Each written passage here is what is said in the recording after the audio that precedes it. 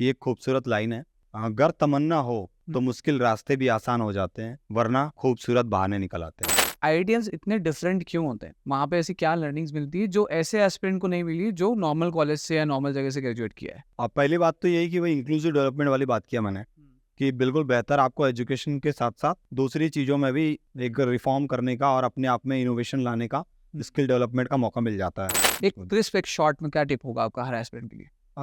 Mental setup सबसे पहले mean से बहुत ज़रूरी है। ओके, मतलब उसका मतलब ऐसा है कि जैसे हर चीज़ के हम नोट्स नहीं बना सकते, और 100% अगर सिलेबस है तो 100% सिलेबस कवर भी नहीं कर सकते।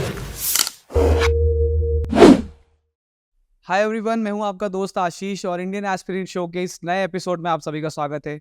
इस एपिसोड में हम बात करने वाले हैं एक नए पीएससी टॉपर से, जिनसे हम बात करेंगे ढेर सारी कि उन्होंने कैसे प्रिपरेशन किया, क्या स्ट्रैटेजी रही, क्या उनकी through out the preparation journey रही है। तो प्लीज वेलकम आशुतोष भाई और इंडियन एस्पिरेंट शो। आशुतोष भाई, स्वागत है आपका इंडियन एस्पिरेंट शो। धन्यवाद भाई। कैसे हैं आप? मैं एकदम बढ़िया हूँ। कैसा लग रहा है आपको इंडियन एस्पिरेंट शो पे? मुझे एक अलग ही पॉजिटिव वाइब सी आ रही है, और अब फील हो रहा है कि जैसे मैं एक ऑफिसर बन चुका हूँ। My pleasure, I am so happy to have you on the show. Boss, start करते हैं यार। इस पॉडकास्ट को स्टार्ट करेंगे, मैंने पहले से सोच के रखा था कि हम इसको बालाघाट से स्टार्ट करेंगे। रीजन वाई अपन बालाघाट के ऊपर बात भी कर रहे थे ऑफ द कैमरा आगे। तो बालाघाट के बारे में बताइए। बालाघाट से इस बार 10+ सिलेक्शंस हुए हैं। बालाघाट के बारे में बताइए कि वहाँ से इतने सिलेक्शंस क्यों होते हैं, क्या माइंडसेट है बालाघाट के एस्पिरेंट्स का? पहला तो रीज़न यही है कि 2011 की जो सेंसस है, उसके अकॉर्डिंग 4th रैंक में मध्य प्रदेश में आ रहा है बालाघाट। तो ऑलरेडी लिटरेसी रेट काफ़ी हाई है।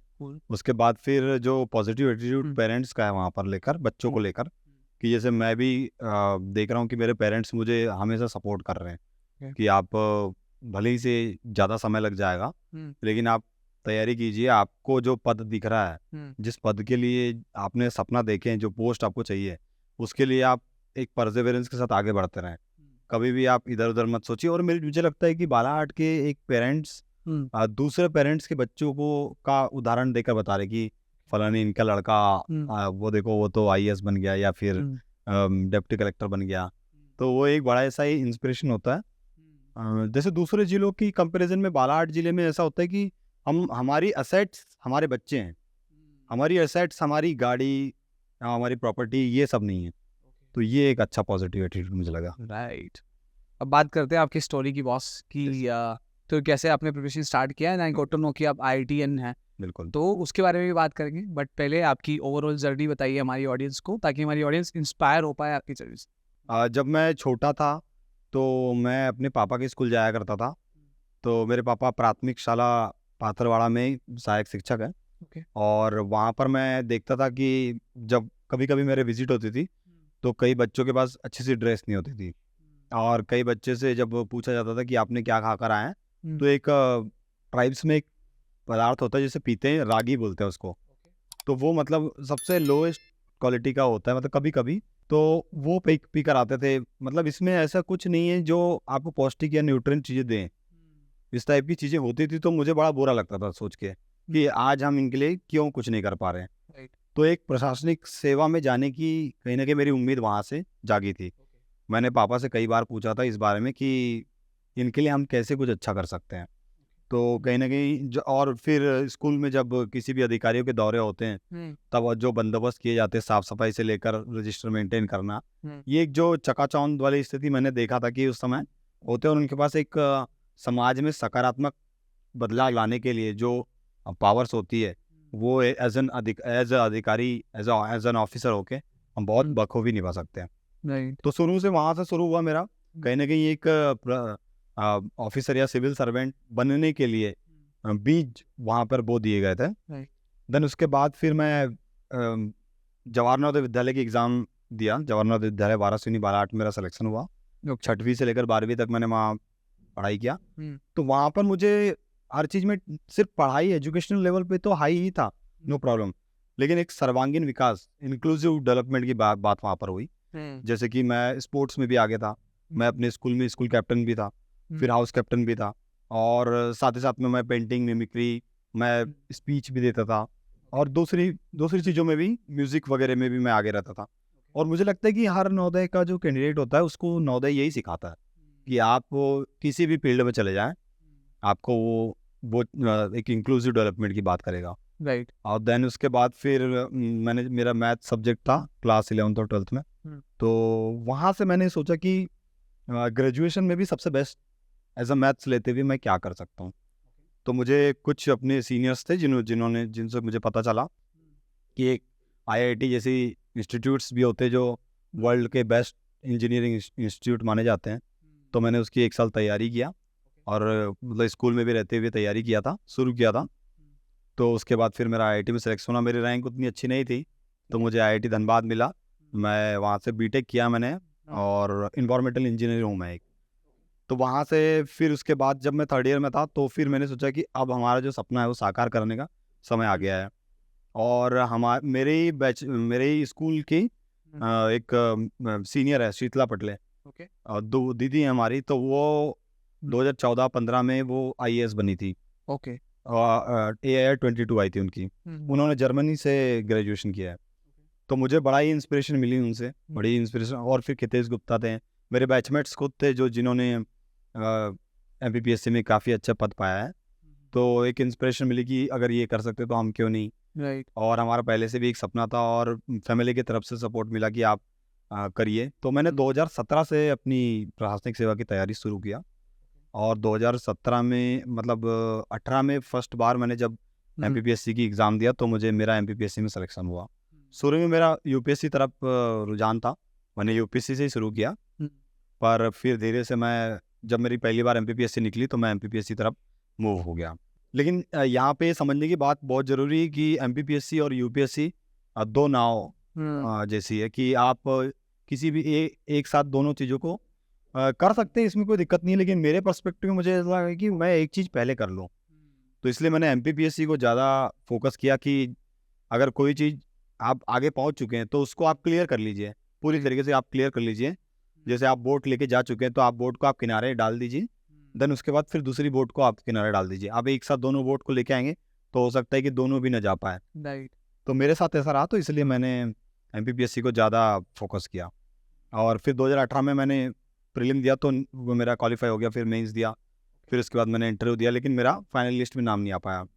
तो उस रात को तो मैं काफ़ी ज़्यादा रोया कि मेरा सिलेक्शन नहीं हुआ। और जब मैंने इंटरव्यू दिया था तो मुझे ऐसा लग रहा था कि मुझसे अच्छा कौन कर सकता है, आई एम द बेस्ट। मैं चूँकि इंग्लिश मीडियम से भी था तो मुझे ऐसे कैंडिडेट्स का पता नहीं था जो लोग इंग्लिश मीडियम में दे रहे हैं। मुझे लगता था हिंदी मीडियम से, और भ्रांतियाँ चली आती है ऐसा कि इंग्लिश मीडियम वालों को तो हिंदी मीडियम से ज़्यादा ही नंबर मिलते हैं। हाँ, तो उनके लिए मैं एक एग्जांपल हूँ जिसका सिलेक्शन नहीं हुआ था, है ना।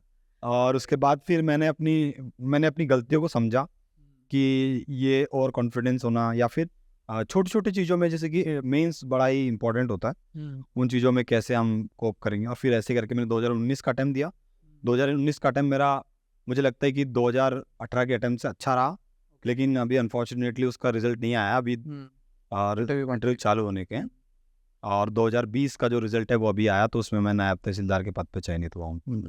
What drived you throughout the process कि यार इसकी वजह से आप लगे हुए थे, मतलब आपका मोटिवेशन क्या था MPPSC की प्रिपरेशन करने का? मोटिवेशन में सबसे पहला पार्ट मेरा लगता है कि माता पिता का। क्योंकि मम्मी पापा ने हमेशा से ही छोटी छोटी बातों से मोटिवेट किए हैं।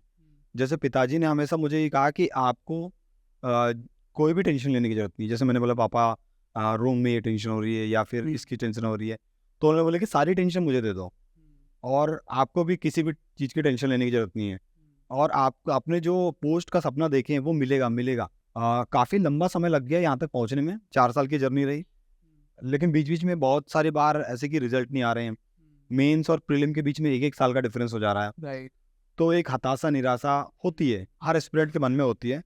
लेकिन हम भी कहीं ना कहीं हमारे अंदर एक परसेवरेंस की भावना रही, डेडिकेशन रहा कि हमको अगर वो पद चाहिए, वो पोस्ट चाहिए, तो हम लगे रहेंगे। और मैंने अब भी अपने दिल को समझाया। मेरे भाई भी थे जिन्होंने मुझे काफ़ी सपोर्ट किया, और दोस्त भी थे मेरे कुछ जिन्होंने बोले कि आपने इतना कुछ कर लिया है, आप मेंस लिख रहे हैं, आप आपके लिए इंटरव्यू कॉल है, राइट। तो आप थोड़ा सा और पुश करिए, एक पुश आपको लगेगा और आप उस पोस्ट पे पा जाएंगे। और ऐसे ही हुआ 2020 में। लेकिन अब 2019 में भी मैं फिर से तैयारी कर रहा हूँ। वो होता ना कि कभी हमारी लर्निंग ख़त्म नहीं होती। आज हम किसी भी पोस्ट पे चले जाएं तो वो मेरा आज भी चलेगा, और हमेशा जब भी मैं रहूँ तो बेस्ट टू बेस्ट करने की कोशिश करूँगा। आई थिंक ना आशुतोष भाई, थ्रू आउट द जर्नी बहुत सारे अप डाउन आए होंगे, स्पेशली जो लॉकडाउन वाला पार्ट है उसमें हर एस्पिरेंट बहुत ज़्यादा डिमोटिवेट हो गया था कि यार एग्जाम का पता ही नहीं चल रहा है, 1-1 साल का गैप चल रहा था, है ना? तो बहुत ज़्यादा लेंदी प्रोसेस हो गई थी। उस टाइम पे बहुत सारे एस्पिरेंट्स डिमोटिवेट हुए होंगे और ऑफ कोर्स इस बार जो इनका सिलेक्शन नहीं हो पाया है वो लोग भी इस वक्त डिमोटिवेटेड होंगे या उनको कहीं ना कहीं को लग रहा होगा कि यार मेरा नहीं हुआ सिलेक्शन, राइट? उन लोगों के लिए आपका क्या टिप है या क्या ऐसी चीज़ है जो आप उनको बोलना चाहते हैं ताकि वो अपनी एग्जाम को और अच्छे से प्रिपरेशन कर पाए? मैं एक लाइन के माध्यम से ये इसका आंसर देना चाहूँगा कि एक खूबसूरत लाइन है, अगर तमन्ना हो तो मुश्किल रास्ते भी आसान हो जाते हैं, वरना खूबसूरत बहाने निकल आते हैं। तो इसमें गलती किसी की भी हो, कैसी भी हो, मेरा ये कहना है कि आपको लगे रहना है बस। एक हार्ड वर्क और डेडिकेशन बना के रखना है। मेहनत का कोई भी शॉर्टकट नहीं होता है। हाँ, अब ये चीज़ों से उभर के हम भी आए हैं कि हमने भी पिछले 4 साल दिए और अभी भी मेरे ऐसे दोस्त हैं जो बहुत ज़्यादा डिजर्व करते हैं। मुझे पता है 2019 का भी इंटरव्यू जब हमारे दोस्त कई सारे दे रहे हैं तो मुझे पता है कि वो ऑलरेडी सेलेक्टेड है, बस उनका पीडीएफ में अभी नाम नहीं आया है। तो मैं उनसे यही कहना चाहूँगा कि आप भी एक अधिकारी हैं और आप ऐसा सोचिए कि आप अधिकारी हैं और उस चीज़ के लिए फिर वर्क कीजिए। जैसे अगर मैं अपने माइंड को आदेश दे दिया हूँ, क्योंकि मैं ये अपने माइंड को आदेश दे रहा हूँ कि मुझे आईएएस बनना है या मुझे डेप्यूटी कलेक्टर बनना है, तो फिर मेरा माइंड उस तरह से वर्क करने लग जाएगा कि सुबह 5 बजे उठना, ये करना, या फिर कई लोग रात में पढ़ते हैं या आप जैसा भी करें, लेकिन कई लोग बोलते हैं मेरे पास टाइम नहीं है, मेरे पास रिसोर्सेज नहीं है, या फिर एग्जाम्स लेट हो रही है, या फिर अभी तो फिर भी एग्जाम्स ठीक हो गई है। तो मुझे लगता है कि ये हताशा निराशा is a part of life. जब तक कि आप व्याकुल नहीं होंगे, मुझे नहीं लगता कि आप सीरियस कैंडिडेट हो। राइट। जो बच्चे से व्याकुल हैं इस चीज़ों से, मुझे लगता है बहुत अच्छी चीज़ है, आपको व्याकुल होना चाहिए। और आगे ये क्या क्यों व्याकुल है, आपको सेल्फ इंट्रोस्पेक्शन करने की बहुत ज़रूरत है कि हम इस एग्ज़ाम में सेलेक्ट नहीं हो पाए तो उसका कारण क्या रहा। राइट। अगर हमें नंबर कहाँ कम मिले, क्यों मिले, ये जब तक कि हम अपने बारे में नहीं जानेंगे, हम नहीं बता सकते या किसी को ब्लेम गेम नहीं खेल सकते। इसी के ऊपर ना हम लोग इवैल्यूएशन के ऊपर अपने पिछले पॉडकास्ट में बात कर रहे थे कि यार आपने क्या गलती की उसको इवैल्यूएट करना बहुत ज़रूरी है ताकि आप उससे उभर के अगली बार वो गलती ना करो, सेम मिस्टेक बार बार रिपीट ना करो, राइट? मेरे बहुत सारे ऐसे फ्रेंड्स हैं जो इस वक्त जैसे किसी का 1 नंबर से नहीं हुआ, किसी का 2 नंबर से नहीं हुआ, तो हम लोग डिस्कशन करते हुए थ्रू आउट दी डिस्कशन हमने फिगर आउट किया कि वो अल्टरनेट्स ढूंढने लगे हैं कि यार पीएससी में नहीं हो रहा तो नेट जेआरएफ ऐसी एग्जाम है जो हर साल हो रही है, साल में 2 बार हो रही है, तो क्या मैं उस पर ट्राई करूँ? सो ऐसे कई सारे अल्टरनेट्स भी एक एस्पिरेंट ढूंढता है। बिल्कुल, प्लान बी। हाँ, आपके लिए प्लान बी की इंपॉर्टेंस क्या है? क्या किसी एस्पिरेंट के पास प्लान बी होना चाहिए? मैं इससे एक छोटी सी कहानी से बताना चाहूँगा कि दो बच्चे होते हैं, भाई भाई होते हैं, एक 3 साल का होता है और एक 7 साल का होता है। तो दोनों गांव के जंगल में जाते हैं और खेलते खेलते काफ़ी दूर चले जाते हैं। तो उस बीच में क्या होता है कि जो बड़ा भाई है वो थोड़ा तेज़ दौड़ता है, तो वो जंगल के बीच में एक गड्ढा होता है, काफ़ी कुआसा होता है, वहाँ पे गिर जाता है और बहुत ज़्यादा मेहनत करने के बावजूद भी वो वहाँ से नहीं निकल पाता है। और उसका जो छोटा भाई है जो 3 साल का होता है, वो उसको देखते रहता है कि मेरा भाई गिर चुका है, और वो आसपास में काफ़ी ज़्यादा आवाज़ लगाता है। ठीक है ना? शायद कई लोगों ने ये गाने सुने भी होंगे, फिर भी यहाँ कोट करना चाहूँगा कि उसने काफ़ी ज़्यादा बातें किया कि लोगों को बुलाने की कोशिश किया, लेकिन वो कोई भी उसकी मदद के लिए नहीं आया। ठीक है। तो उसने अब इस बात में डिसाइड कर लिया, उसके आसपास में उसे एक रस्सी दिखी और उसने वो रस्सी फेंका और उसने अपने 7 साल के भाई को उस कुएं से निकाल लिया।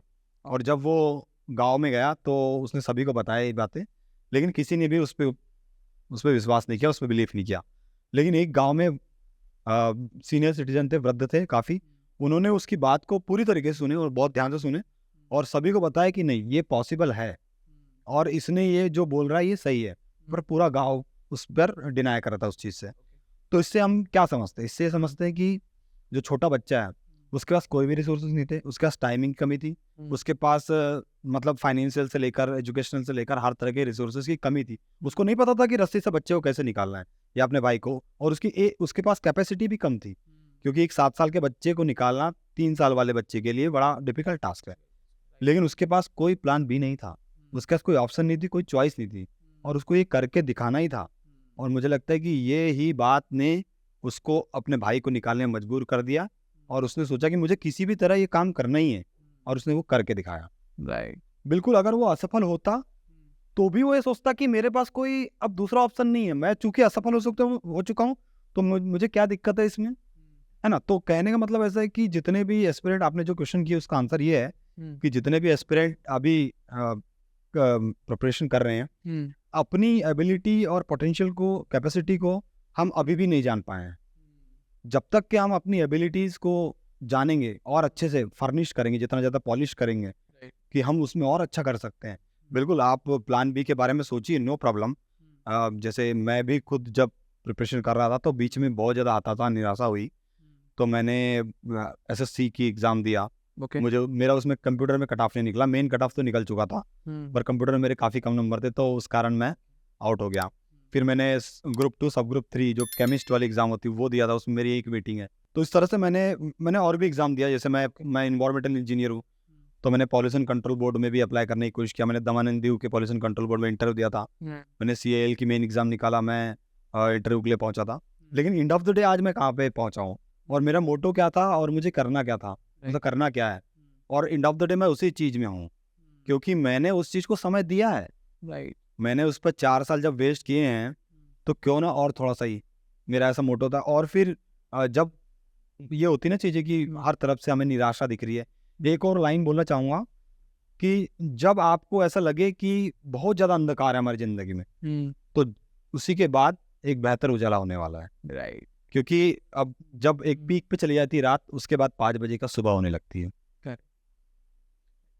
आपने बताया आप IIT से आपने ग्रेजुएशन किया है एंड यू कॉल्ड इट कि मैंने 4 साल वेस्ट किए तो 1 साल और कर देता हूँ, राइट? बिल्कुल। आपने इसको वेस्ट क्यों बोला? और मुझे ये एक नए पर्सपेक्टिव से भी जानना है कि IITians जब PSC या सिविल सर्विस के अंदर आते हैं, हमने देखा है UPSC के अंदर भी ट्रेंड चला है कि IITians जनरली सिलेक्शन ज़्यादा हो रहा है, बिल्कुल। राइट? IITians इतने डिफरेंट क्यों होते हैं? वहाँ पे ऐसी क्या लर्निंग्स मिलती है जो ऐसे एस्पिरेंट को नहीं मिली जो नॉर्मल कॉलेज से या नॉर्मल जगह से ग्रेजुएट किया है?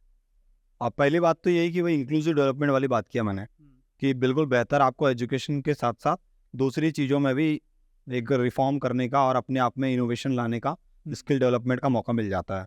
ताकि क्योंकि रिसर्च वाली चीज़ें बहुत अच्छी होती हैं वहाँ पे, और ना सिर्फ एजुकेशनल जो थ्योरेटिकल सब्जेक्ट्स होते हैं, उसके साथ साथ जो प्रैक्टिकल चीज़ें होती हैं, हम लोग लैब में जाकर हम चीज़ों को देख सकते हैं। हमारे पास कई सारी मशीन्स होती है, जैसे मैं इन्वायरमेंटल इंजीनियर हूँ, तो कई सारी ऐसी मशीन थी जिससे हम लोग पानी में कुछ इक्विपमेंट डिप करके हम लोग उसके हैवी मेटल्स का कॉन्सेंट्रेशन निकाल लेते थे और दूसरी चीज़ें निकाल लेते थे। तो बड़ा ही मज़ा आता था कि हम बस चुटकियों में ये चीज़ कर लेते हैं, जबकि वही चीज़ जब मशीन नहीं थी तो हम उसको 3-4 दिन उसको रखना पड़ता था और करना पड़ता था। तो अभी देखिए टेक्नोलॉजी बढ़ती जा रही है, ये तो टेक्निकल चीज़ हो गई।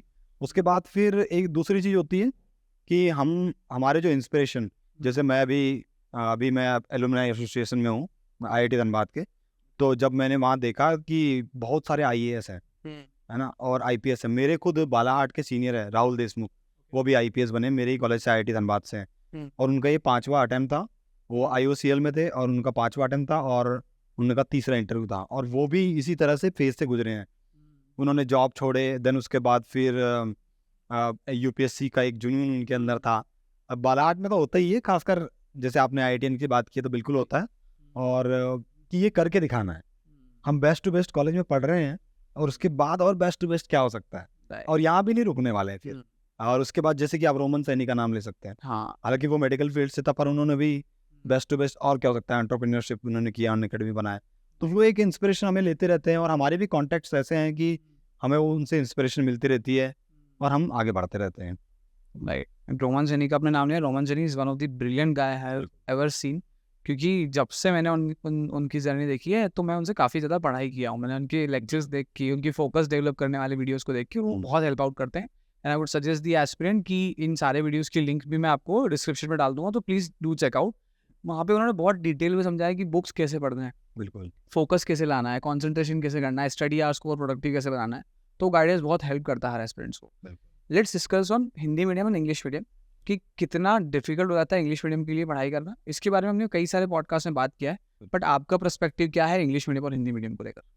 पहली बात तो यही, एक पहला ये मिथ जो थी कि इंग्लिश मीडियम वाले को ज़्यादा नंबर मिलते हैं, ये तो मिथ गलत है। कई लोगों के माइंड में ऐसा होगा, क्योंकि इस बार आप रैंकिंग लिस्ट उठा के देखें तो हिंदी मीडियम के स्टूडेंट्स ने काफ़ी अच्छा परफॉर्म किए हैं, राइट, है ना। और फिर दूसरी बात, सबसे अच्छी चीज़ कि जो भी होगी वो आपके कंटेंट और आपकी क्वालिटी के ऊपर होगी। मीडियम का बहुत ही कम इफेक्ट पड़ता है। अब जो बच्चे, मैं चूंकि इंग्लिश मीडियम से हूँ, और पहली बात तो ये है कि आप पहले सेट गाइडलाइन बना लीजिए कि मुझे हिंदी मीडियम से देना है या इंग्लिश मीडियम से। राइट। कई सारे इंजीनियर्स होते हैं जिन्होंने सारी चीज़ें इंग्लिश से करें, लेकिन यहाँ आकर बोल्ड हो जाते हैं कि नहीं नहीं, सारी चीज़ें हिंदी में हैं, सारी कोचिंग के नोट्स से लेकर सारा मार्केट में जो नोट्स अवेलेबल है ये सब हिंदी में है, तो हम हिंदी में कर लेते हैं। तो अगर आपने हिंदी मीडियम बना लिए हैं तो हिंदी मीडियम ही रखें। फिर मैंने देखा कि जब मैं इंग्लिश मीडियम से कर रहा हूँ तो कई मेरे कलीग्स थे, मतलब दोस्त हैं, उन लोगों ने हिंदी मीडियम से किए हैं, तो वो फिर बाद में आके बोल रहे हैं कि हमारा सिलेक्शन इसलिए नहीं हो पा रहा है क्योंकि हम हिंदी मीडियम में, अब हमें अपना मीडियम चेंज करना है। और अब हो सकता है कि मतलब उनके मन में ये चल रहा है कि इंग्लिश मीडियम के हो जाता है तो हो जाता, सिलेक्शन हो जाता। अब ज़्यादा चल रहा है उनके मन में।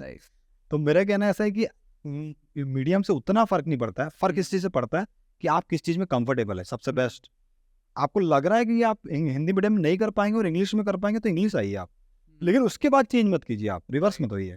पहला तो ये। दूसरा, मैंने जब 2018 में पहली बार तैयारी किया तो उसमें मैंने देखा कि बहुत ही कम नोट्स इंग्लिश में अवेलेबल थे। तो मेरे पास मजबूरी थी, काफ़ी कम समय बचा था, 1.5 महीने का समय बचा था। उस समय ज़्यादा गाइडेंस भी नहीं था और नोट्स भी नहीं थे, ज़्यादा हम किसी से बात भी नहीं कर सकते थे। जो मेरे दोस्त था एक, वो सेलेक्ट हो चुका था तो वो ऑलरेडी कहीं पोस्टेड था, तो ज़्यादा समय दे नहीं पाता था। हालांकि रत्नेश शौर्य का नाम लेना चाहूँगा, अभी तहसीलदार है जबलपुर बरगी में, तो उनसे मैंने बात किया काफ़ी। पर वो मतलब वो ऐसा जो डायरेक्ट सपोर्ट होता है कि अगर वो इंदौर में रहते हैं तो बहुत अच्छा सपोर्ट कर पाते हैं, तो हम लोग फ़ोन में डिस्कस करते थे। तो फिर मुझे लगा कि मुझे खुद ही करना पड़ेगा अब, तो इसलिए मैंने इंटरनेट के माध्यम का यूज़ किया। इंटरनेट बहुत ज़्यादा, लेकिन ऐसा है कि एमपी के कुछ ऐसे सब्जेक्ट्स होते हैं, कुछ ऐसे सिलेबस में कंटेंट होता है जो आपको कहीं भी नहीं मिलेगा, जो कोचिंग में मिलेगा, जो कि आपका हिंदी में होगा। तो मैं समझ गया कि मुझे हिंदी में तो पढ़ना ही पड़ेगा। पहले मैंने हिंदी में पढ़ने की पूरी कोशिश किया, मुझे दिक्कत होती थी, लेकिन धीरे धीरे मेरी आदत हो गई। मैंने हिंदी में पढ़ा, उसको ट्रांसलेट इंग्लिश में किया और छोटे छोटे नोट्स बनाया। फिर वो इसमें मुझे समय बहुत ज़्यादा लग गया, तो मैंने क्या किया फिर कि वही नोट्स के ऊपर में ही कुछ कुछ जो डिफिकल्ट वर्ड होते थे हिंदी के, उसको इंग्लिश में कन्वर्ट करके वहीं पर नोट्स लिखना शुरू किया। इस तरह से मेरी तैयारी रही। आशुतोष भाई, बहुत मज़ा आ रहा है मुझे आपके साथ बात करते हुए, एंड आई होप कि आप इस कॉन्वर्सेशन को एंजॉय कर रहे हैं। Me too, brother. I hope कि ऑडियंस भी इस कॉन्वर्सेशन को एंजॉय कर रही है। सो आपके मन में कोई भी अगर थॉट्स हैं या कोई क्वेश्चंस है जो आप चाहते हैं, आपके पास कोई क्वेरी है जो आप चाहते हैं कि इस पॉडकास्ट में पूछा जाए या आने वाले पॉडकास्ट में पूछा जाए, so please do let us know in the comment section. साथ ही हमारे सोशल मीडिया पे भी आप हमसे कनेक्ट कर सकते हैं, हमको रिव्यू भेज सकते हैं इस पॉडकास्ट का, साथ ही कोई क्वेश्चन हो तो पूछ सकते हैं। आशुतोष भाई, अब मुझे आपसे बात करना है कि कई सारे पीएससी टॉपर्स से हम लोग मिले हैं अभी through after the selections, after the result, तो ना हर किसी में मुझे एक स्मार्टनेस दिखी है कि यार इनके पास वो स्मार्टनेस है जिसकी वजह से इनका सिलेक्शन हुआ है। पढ़ाई करना, नॉलेज होना एक अलग बात है, लेकिन स्मार्टनेस की स्किल होना एक अलग बात है। ठीक है, तो कैसे एमपीपीएससी प्रिपरेशन को बहुत स्मार्टनेस के साथ किया जा सकता है, स्मार्ट कैसे बना जा सकता है? पहले तो हमको डिमांड सोचना पड़ेगा, एग्जाम की क्या डिमांड है। ओके। एग्जाम की डिमांड है फैक्चुअल चीज़ें ज़्यादा, कंसेप्चुअल चीज़ें कम। तो कई लोग होते हैं जो चीज़ों को बहुत ज़्यादा रटने की कोशिश करते हैं। जैसे छोटा सा एक एग्जांपल है हिंदी का। ठीक है। हिंदी में 25 क्वेश्चन आते हैं 3-3 नंबर के। अब हमसे अलंकार की अगर डेफिनेशन पूछी गई है तो बस उसको 3 लाइन में आपको लिखना है, इससे ज़्यादा स्कोप नहीं है। राइट। लेकिन आपने अगर 1 पेज के अगर नोट्स बनाए हैं तो आप 1 पेज के नोट्स लिखकर फिर एग्जाम में जाएंगे और उसको 3 लाइन में श्रिंक कैसे कर पाएंगे आप? तो फिर ये एक छोटी सी इससे है कि आप 3 लाइन की आप क्यों ना नोट्स बनाएं कि अलंकार कैसे कहते हैं या अलंकार के प्रकार कहते होते हैं, उसको 3 लाइन में या आचार्य दंडी के अनुसार, है ना। तो एक तो छोटा एग्जांपल ये हो गया कि एग्जाम की डिमांड ये कह रही है कि आप थोड़ा फैक्चुअल पढ़ें, थोड़ा कंसेप्चुअल पढ़ें, लेकिन ज़्यादा से ज़्यादा आप चीज़ों को रटने या फिर जैसे भी आप प्रोड्यूस अच्छा करें वहाँ पर बुकिश लैंग्वेज में, है ना। और फिर वही कहानी एक बताने कहानी के माध्यम से बता रहा हूँ कि लकड़हारे की कहानी सभी ने सुनी होगी, दोबारा रिपीट कर रहा हूँ मैं कि जब सारे लकड़हारे साथ में काम करते हैं पर उनमें से एक लकड़हारा होता है वो काफ़ी ज़्यादा अच्छा आउटपुट देता है। सभी लोग उससे जलते हैं कि ये हमारे साथ सेम टाइम काम करता है, सब कुछ सेम है, फिजिकल स्ट्रेंथ भी सेम है, रिसोर्सेज भी सेम है, उसके बावजूद भी ये इतनी सारी लकड़ियाँ काट लेता है और अच्छा आउटपुट इसका कैसे है। तो जब वो देखते हैं कि जब वो खाना खाने के बाद जब एक बार विश्राम करते रहते हैं तब वो देखते हैं कि वो वहाँ पे नहीं है, वो थोड़ा बाजू में है। तो वो क्या करता है, अपनी जो विश्राम करने के साथ साथ अपनी जो कुल्हाड़ी है उसकी धार को तेज करते रहता है। तो ऑब्वियस सी बात है कि जब भी हमें अपना ऐसा थोड़ा सा खाली समय मिलेगा तो हमें अपनी वो धार जो है, पढ़ने की धार है, ग्रास्पिंग पावर जिसे बोलेंगे हम, तो उस ग्रास्पिंग पावर को और ज़्यादा तेज, अपनी एफिशिएंसी को तेज बनाना पड़ेगा।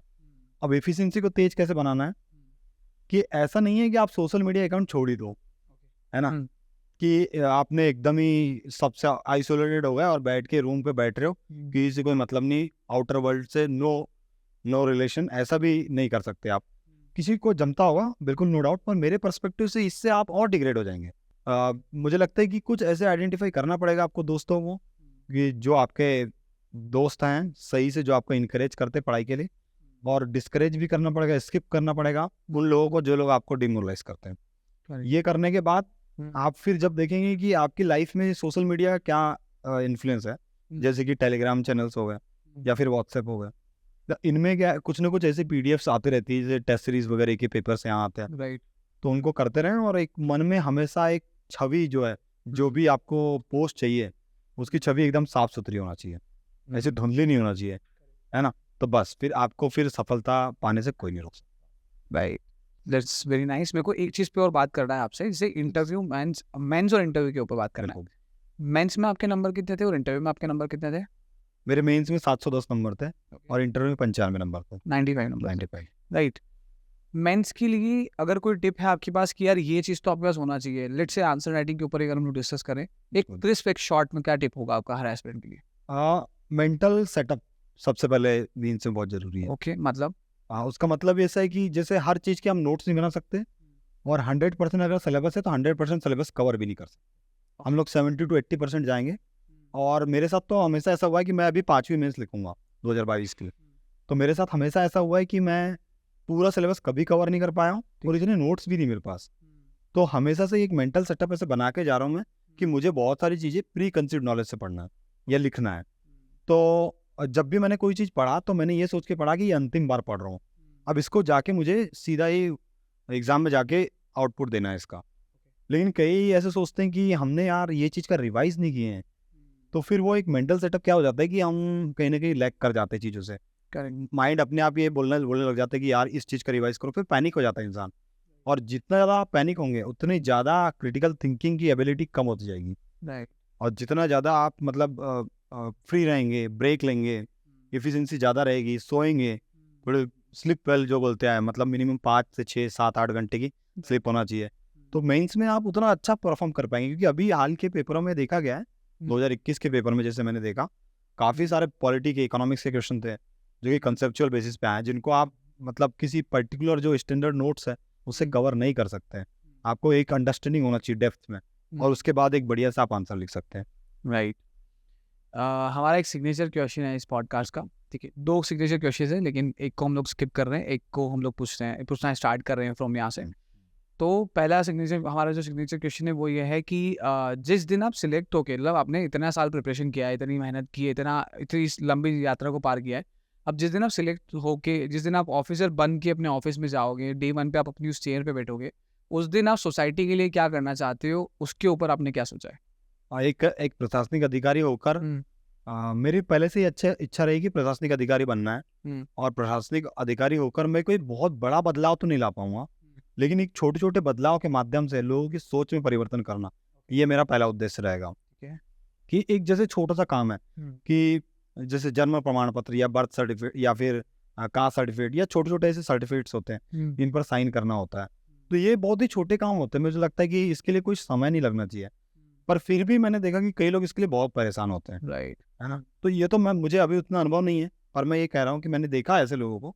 तो पहला तो मेरा कर्तव्य रहेगा कि जो प्रशासन के द्वारा जिम्मेदारी दी गई है उसका पूरा अंतःकरण से निर्वहन करूँ।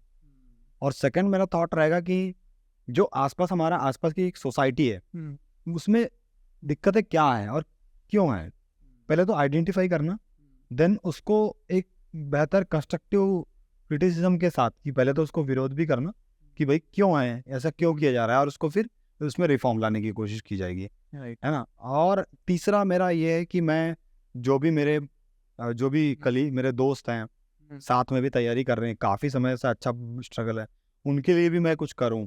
क्योंकि मैं भी जिस फेज से गुजरा हूँ, जब मुझे थोड़ी सी इंस्पिरेशन किसी सेलेक्टेड बंदे से मिलती थी, तो मुझे बहुत ही अच्छा लगता था कि जब वो वहाँ पहुँचे हैं यार, तो मैं थोड़ा सा और पुशअप करता हूँ। एक गाइडेंस या फिर मार्गदर्शन बोलेंगे इसको, जैसा भी आप जो भी समझें, पर वो मैं जरूर करना चाहूँगा। एक जो चीज़ आपने बोला ना कि यार आप भी दोस्तों के साथ जो अभी तैयारी कर रहे हैं, उन लोगों की हेल्प करने जा रहे हैं, इसके साथ ही एक इनिशिएटिव हम भी अभी प्लान आउट कर रहे हैं कि हम लोग हर संडे को GS स्टडी कैफ़े जो हमारा आउटलेट है वहाँ पे हम लोग क्या प्लान कर रहे हैं कि हमने एक हॉल बनाया है वहाँ पे। तो अभी जो पॉडकास्ट हम लोग 1-on-1 कर रहे हैं हाँ। वो पॉडकास्ट हम लोग करेंगे विथ 40 मोर एस्पिरेंट्स, कि हम दोनों बैठे होंगे, हम दोनों बात करेंगे, उसके बाद हम लोग हाफ एन आवर या 1 घंटा सिर्फ ऑडियंस से आपको इंटरेक्ट करवाएंगे कि हर एस्पिरेंट आपसे बात कर पाए। तो I would request the audience कि अगर आप इस इनिशिएटिव का पार्ट बनना चाहते हैं, if you want to attend this sessions, तो उसके लिए मैं एक गूगल फॉर्म बना के डिस्क्रिप्शन में अटैच करूँगा। सो आप उसको फिल आउट कर सकता है कि जब भी वो रोल आउट करें, हम लोग उसको एग्जीक्यूट करें, तो हम लोग आपको कॉन्टैक्ट करके इन्वाइट कर पाए। ऑलराइट, मेरे को बहुत अच्छा लगा आशुतोष भाई आपसे बात करके, और मैं चाहूँगा इंडियन एस्पिरेंट शो पे आपका एक्सपीरियंस कैसा रहा, प्लीज़ से something about it. Indian aspirant show में भैया ने मुझे काफ़ी समय से बोले थे कि आपको आना है, और मेरी भी हमेशा से इच्छा रहेगी, कहीं दूँ ना दूँ पर भैया से मैं ज़रूर बात करूँ। आशीष भाई की इतनी पॉजिटिव वाइब के साथ चलते हैं कि अगर अंदर से नेगेटिविटी भी आ रही है अगर, तो ये उसको एक रिफॉर्म करते भी हमारे अंदर खुद मोटिवेशन डाल देते हैं।